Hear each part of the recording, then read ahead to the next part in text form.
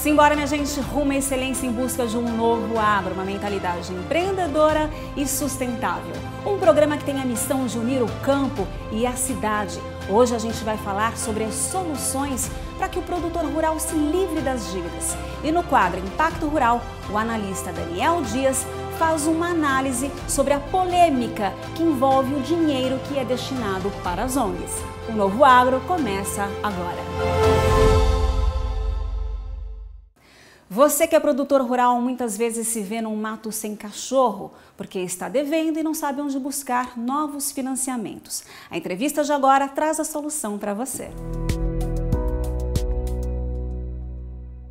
Eu converso agora com o advogado e especialista em meio ambiente no agronegócio, Antônio Carlos Porto Araújo. Antônio, muito obrigado por sua presença aqui. Muito obrigado pelo convite. Me diz uma coisa, todo mundo acha que sustentabilidade tem mais a ver só com o meio ambiente.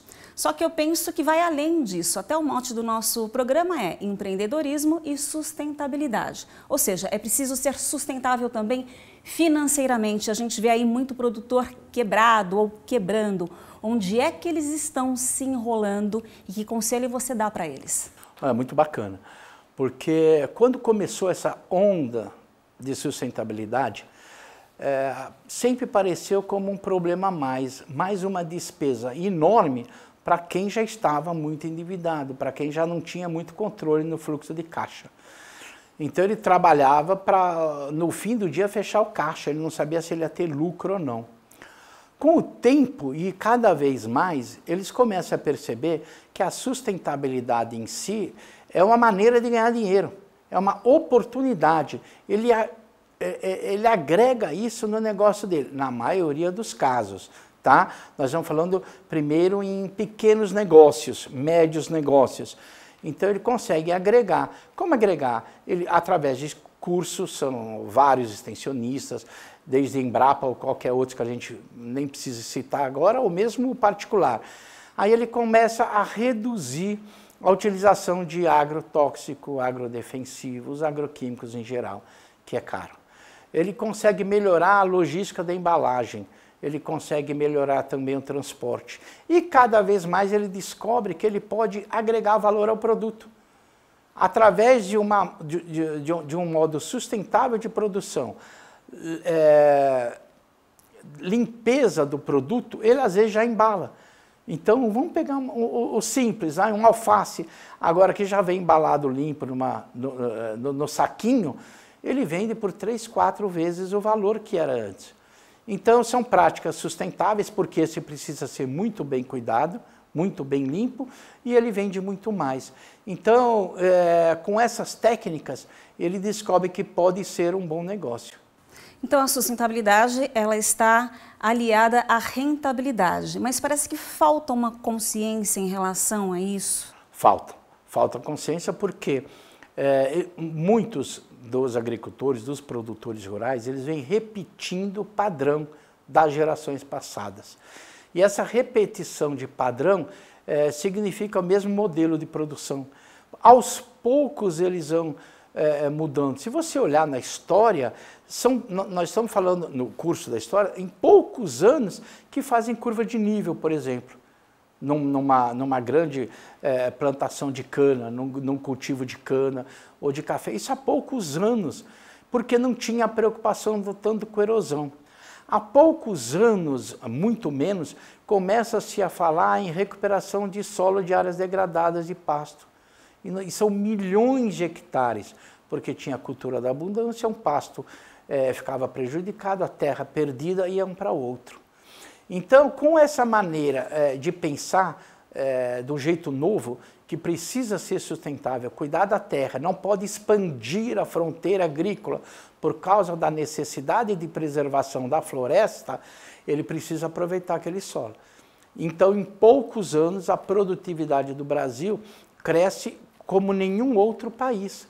Se você olhar a soja, quase 70 sacos por hectare, compara com há 30 anos atrás.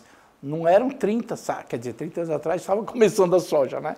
Lógico. Mas não tinha essa produção. E mesmo em todo, até mesmo o café, que é cultura muito mais antiga. Hortaliças, então, nem fala, né? Milho, com o plano correto de manejo, não se fala mais em milho safrinha, já se fala em 2 safras. Não é verdade? Então, esse conceito de mudança de padrão que veio dos antepassados dele tem ajudado e é mexido principalmente pela concorrência, pela necessidade de sair de uma situação econômico-financeira muito difícil que eles estavam. Eles viram que daquele jeito que estava, não ia dar certo. Pode ser por isso que muitos se afastaram da atividade. Quantos foram trocados? Deixaram o campo, vieram para a cidade, e quantos perderam tudo que tinha. Agora, vamos supor, não fez a gestão correta, não fez o manejo correto para poder economizar, se enrolou, ficou endividado. Como é que fica a cabeça desse agricultor? Ele tem saída? Ele tem muita saída, muita. O agricultor, se você me permite, aqui é uma pequena ironia, eu costumo dizer que ele vive em função de dívida ou esperança. Então, ele trabalha para pagar dívida, porque a safra não veio, não tem seguro, a cultura de seguro agrícola, de seguro de safra. Então, ele perdeu tudo na colheita. Ele pode ter Rondônia. Na época da colheita, uma semana antes chove, ele perdeu tudo. Porque choveu na colheita, apodreceu e não deu para colher. Então, como ele recupera esse endividamento? Porque está lá o custeio, ele tomou crédito para isso. Então, ele trabalha, e aqui também, mesma coisa. Vamos voltar de novo aqui para o Vale do Mogi, se dá uma praga, se dá uma greve dos caminhoneiros e ele não consegue escoar a produção, ficou endividado, ele não tem margem, não tem caixa suficiente para isso. Então ele trabalha em função dessa dívida, ele precisa correr, plantar mais e ver o que pode fazer para melhorar. Ou esperança, a safra foi boa, então o que ele pode fazer? Pode comprar mais uma terra, pode comprar mais um trator, pode armazenar um adubo. Ou então ele vai plantar em outubro, mas em junho ou julho ele já está comprando calcário e semente. Então ele vive disso. Aquele que está muito endividado, existem mais de 100 fundos de investimento no Brasil aptos a colocar dinheiro na atividade dele, principalmente se for uma atividade sustentável. Ou a agricultura de baixo carbono, ou a integração floresta, gado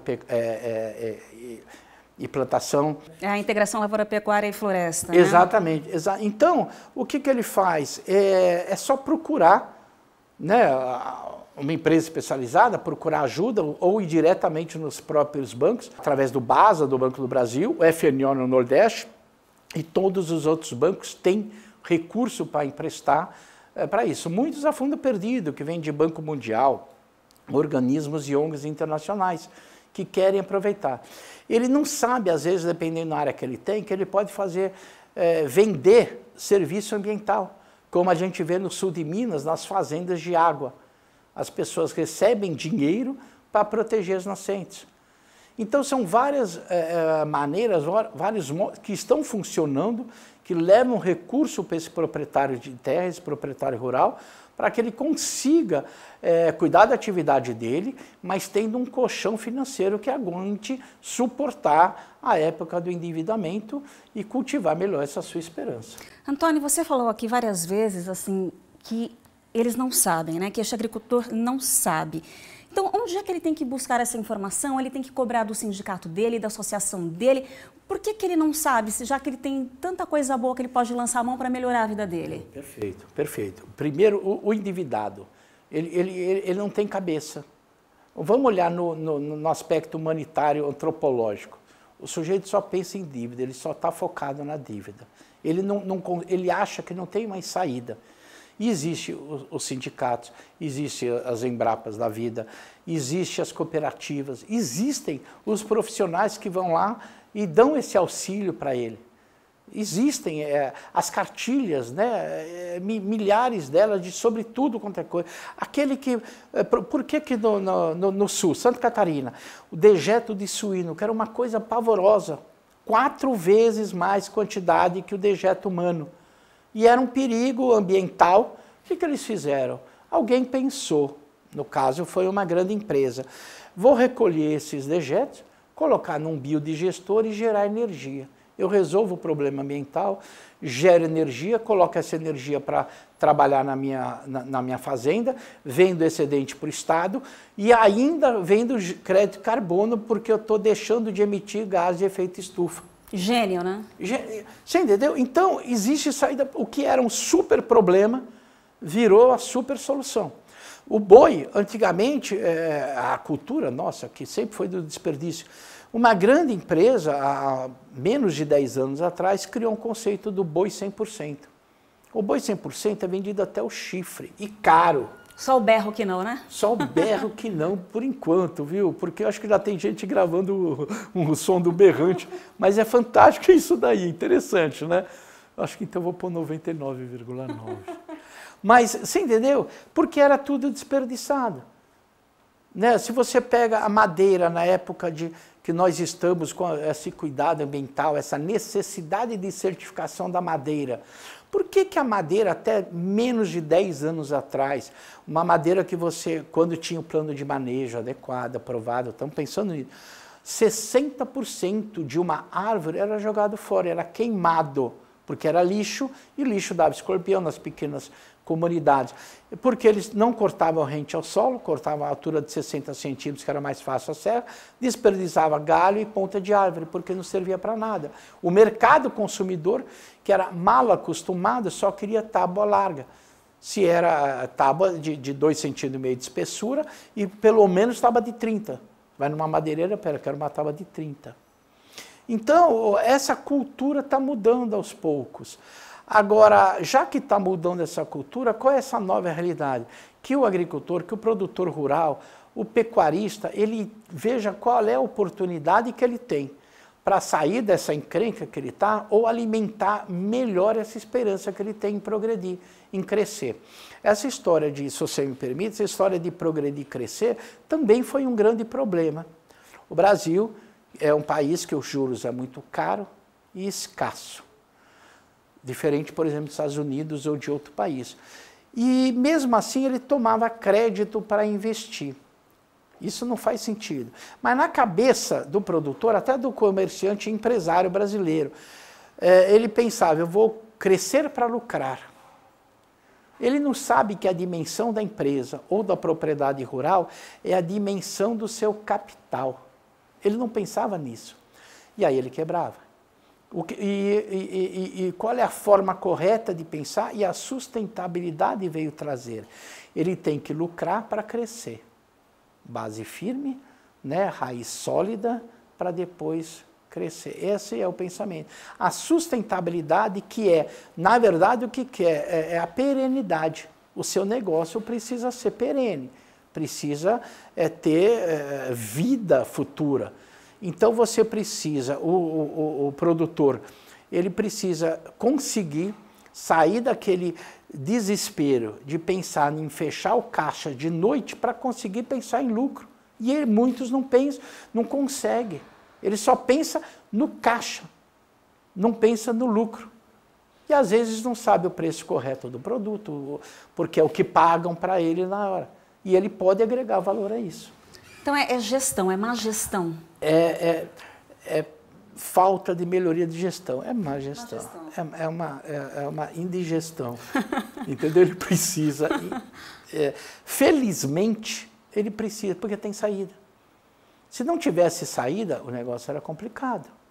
Mas como? Porque qual é o problema do Brasil?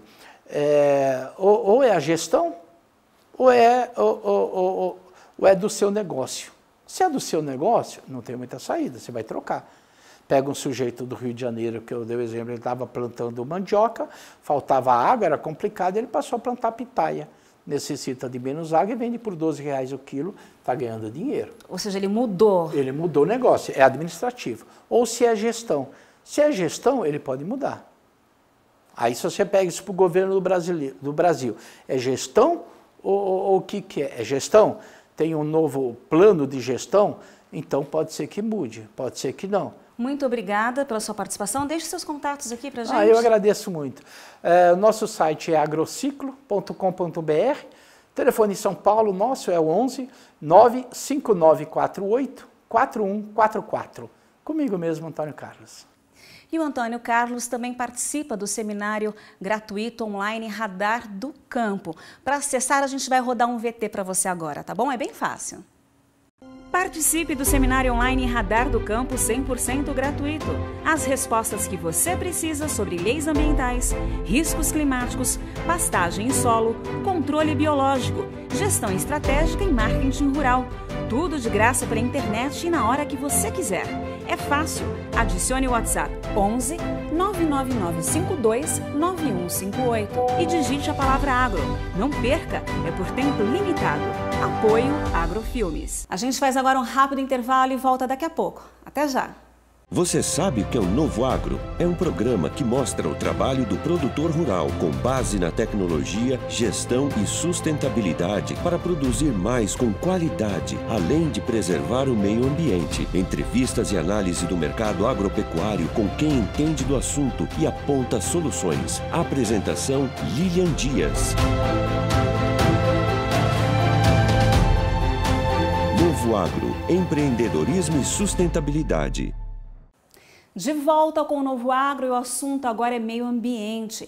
O presidente da República, Jair Bolsonaro, assinou um decreto e autorizou o ministro-chefe da Secretaria de Governo, Carlos Alberto dos Santos Cruz, a monitorar e coordenar organizações internacionais. Não só o Brasil, mas outros países como Rússia, China, Índia já vêm fazendo isso. Existe uma lista já de outros países.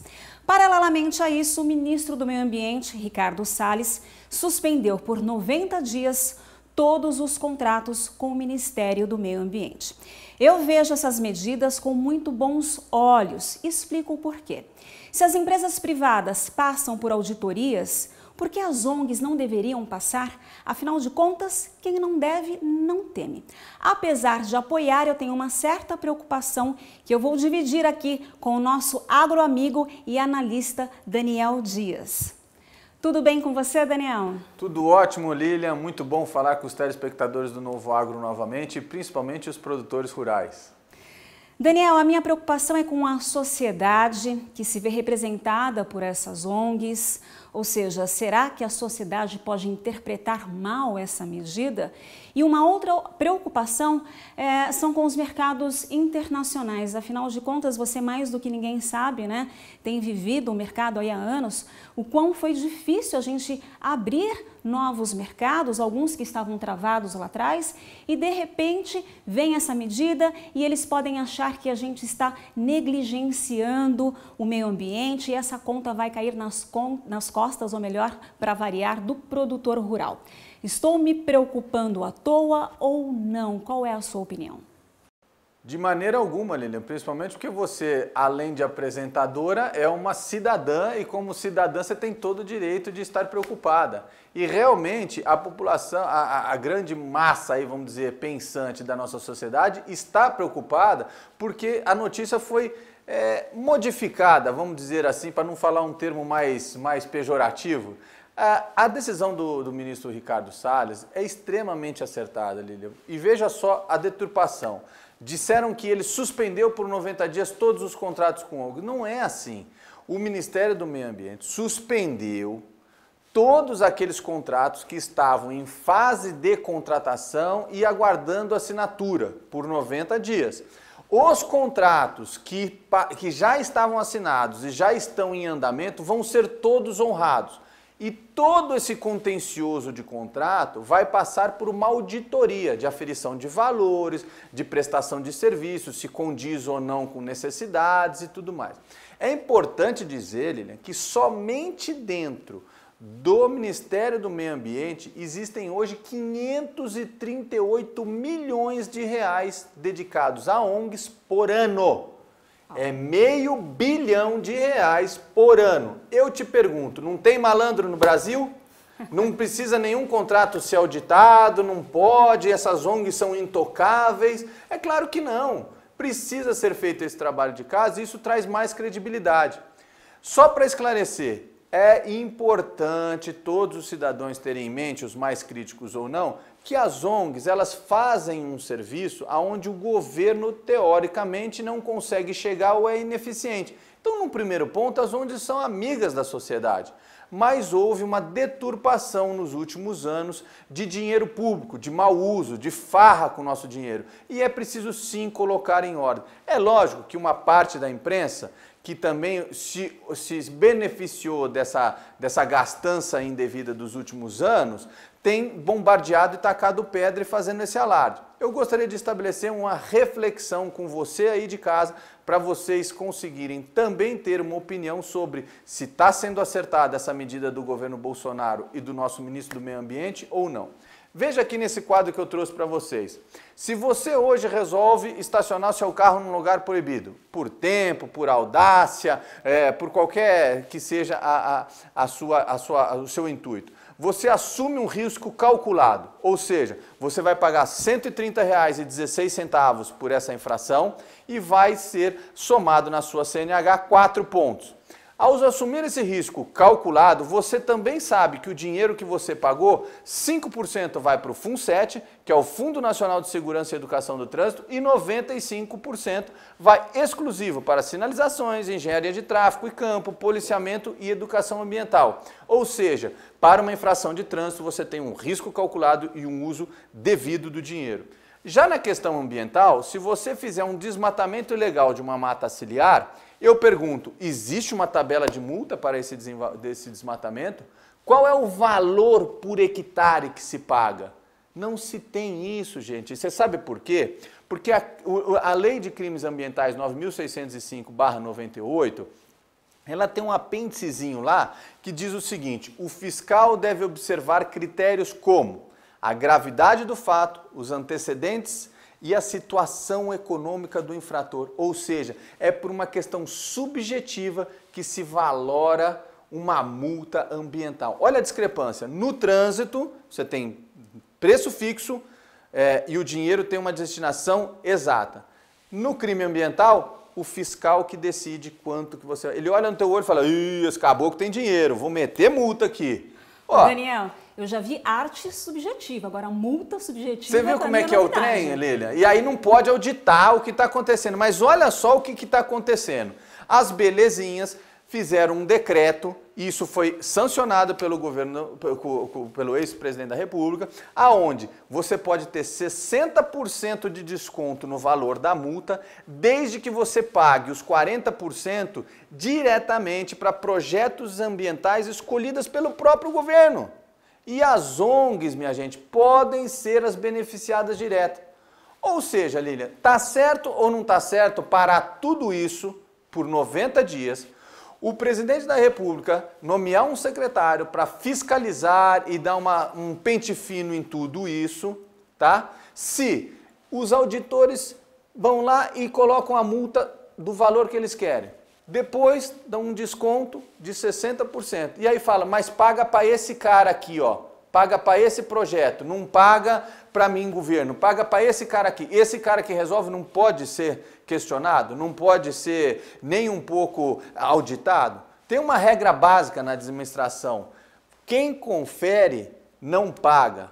Quem paga não contrata. É assim que se faz, gente. Tem que ter um jogo de 3 peças aí para não ter desperdício de dinheiro público. E nós sabemos que hoje, dentro do Ministério do Meio Ambiente, ICMBio, tem 15,3 bilhões de multa. Isso foi o que a equipe de transição averigou nesses primeiros 60 dias. Eles ainda estão fazendo uma auditoria para saber como é que se compõem esses números, mas tem 15,3.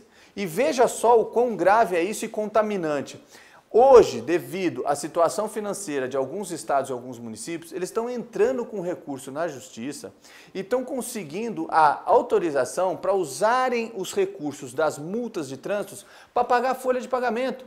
Olha só o que aconteceu aqui. Em 2011, pelo levantamento do Senado Federal, as multas de trânsito somaram 238 milhões de reais. Em 2016, subiu para 9 bilhões de reais, gente. Ou seja, Lília, ou a gente paga e não reclama, fica quieto, dá uma de boi sonso, ou então a gente suspende tudo, faz uma auditoria, vê o que é certo, o que não é certo, corrige alguns decretos, sanciona outros, bloqueia um, mas coloca o trem no trilho. Para tudo e organiza a casa. Pronto, acabou. Nas suas finanças pessoais, muitas vezes não é preciso fazer isso? Opa, peraí, precisamos fazer as contas, ver onde é que a gente está gastando, esse mês passamos da conta, precisava readequar o que é prioridade. Por que na área ambiental, principalmente na área de multa, não se pode fazer isso? Sabe de uma coisa, Lilian? Somente na região amazônica tem mais de 100 mil ONGs. Dá para você entender a necessidade de criar receita para sustentar todos esses tipos? Eu não sei se tem serviço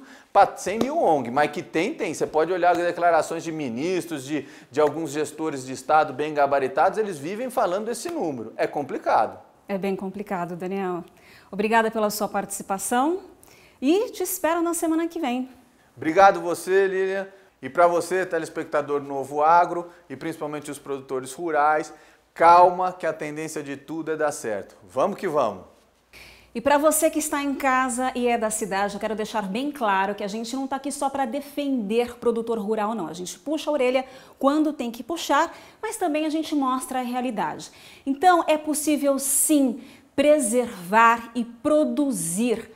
A produção agropecuária e a preservação do meio ambiente podem caminhar juntas de forma harmoniosa. O Brasil é campeão em preservação ambiental. É só você estudar e comparar com os outros países. Eu amo a arte, já fiz teatro, mas tenha discernimento, toma muito cuidado com que alguns artistas ficam divulgando por aí, muitas vezes contratado por ONGs. Não vou generalizar, tá, gente? A gente não está aqui para falar mal das ONGs, mas é preciso sim colocar a casa em ordem. A gente fica por aqui e volta na próxima semana. Um agroabraço para você e acompanhe a gente nas redes sociais e mais do que isso, muito importante, dê a sua opinião, tá bom? Até mais!